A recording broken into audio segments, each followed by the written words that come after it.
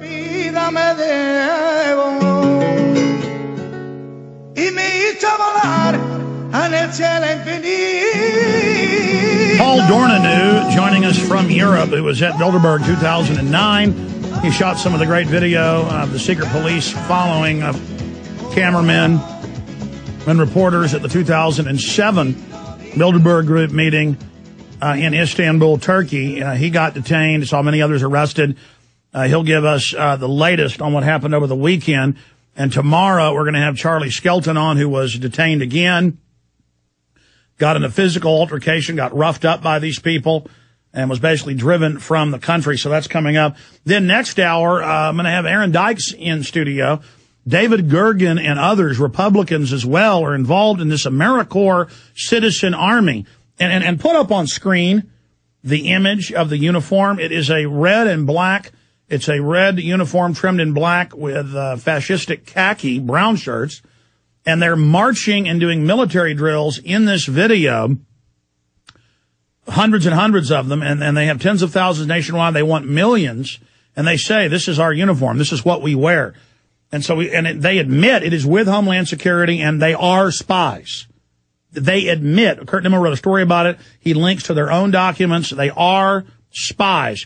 So that is coming up later in the next hour, and how it ties into bill in Congress would ban gun ownership at will. And this is what the legislation that Rahm Emanuel swore to introduce. We have the video posted right there so you can see it. And this will allow them secretly to ban any gun ownership they want, and then you can't challenge it. There's no court. You don't even know why you're on it. I mean, this is the hallmark, the bedrock of tyranny. So a detailed report and how that ties into the Cyberbullying Act, restrict free speech, how it ties in to worldwide, how you'll have these tracking lists and not be able to travel, have a job, you name it, in the future. Before we go to Paul Dorneanu joining us, I don't know if he's gotten out of Greece yet. I know he started driving out today. Before we go back to or go to our guest for the first time, I do want to take a few minutes out here as we start the simulcast at prisonplanet.tv to just remind listeners that this radio show and the TV show and everything we do here is not inexpensive. And we're able to continue what we do and able to expand our key fight, the tip of the spear against the New World Order. Who can deny we're at the tip of the spear? Through your financial support. We're going to have a money bomb June 11th, and I would ask folks, we have, once a year, this is the second annual money bomb, to expand the TV studios, to buy more cameras and computers. That sounds like a lot of money to try to raise $250,000. That would be 2 cameras in a real studio. Okay, well, we're talking about 3 or 4 cameras, a whole studio, more space, the equipment, 1 or 2 employees for the year. We need this money. So if you want to go ahead and donate at Infowars.com, there's big banners to the money bomb, and we haven't added the new donations the last week. We'll do that. It's over 15,000 just a few days into it. And then we're going to try to really have a lot of giving on the day of June 11th.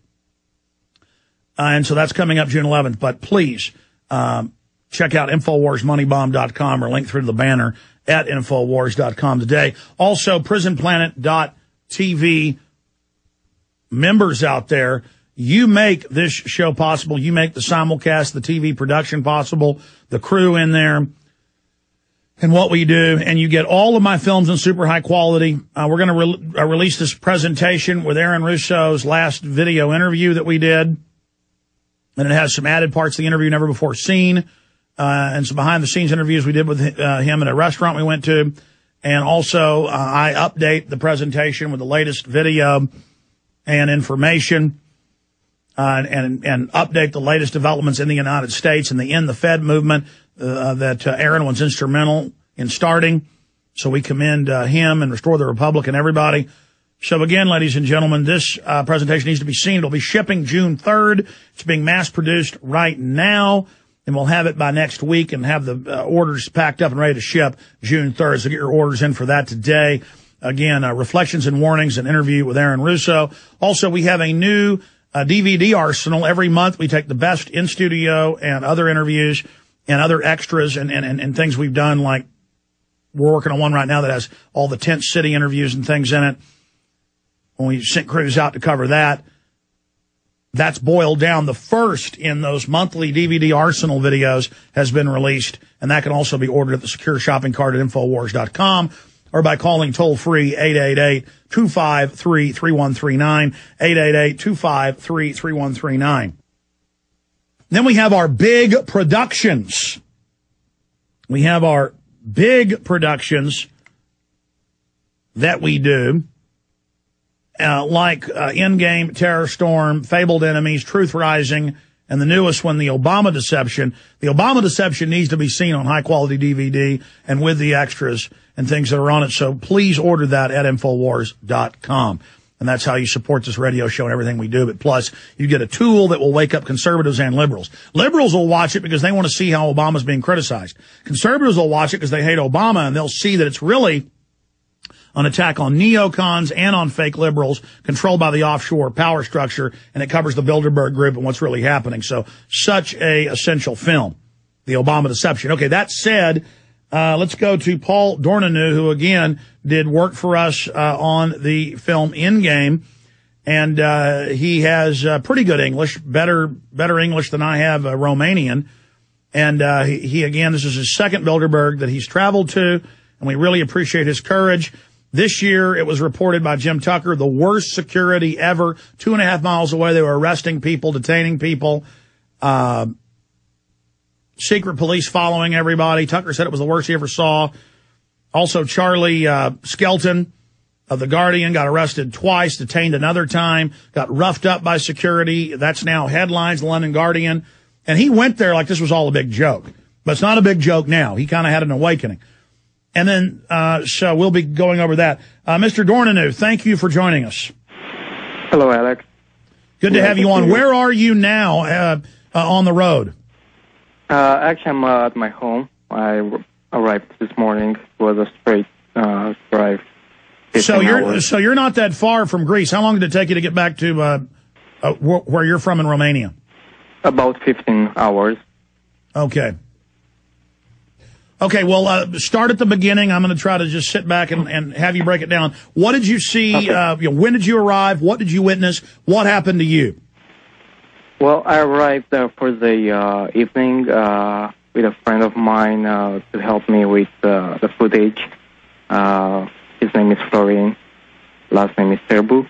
And basically what we noticed there from the beginning, and I have to agree completely with Jim Tucker, is that the security was worse than I've seen in 2007 in Istanbul and what I've seen other times from other reports. Basically, the police, I think the police took the job to secure the place and the army, the Greek army.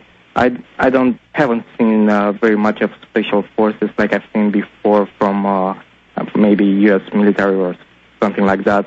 But from the pictures I took, we could observe, for example, military on fast boats with guns, heavy guns,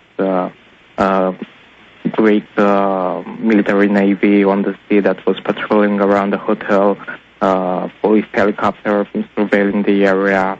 When we arrived, basically it was very animated and police cars, police bikes were coming and going everywhere.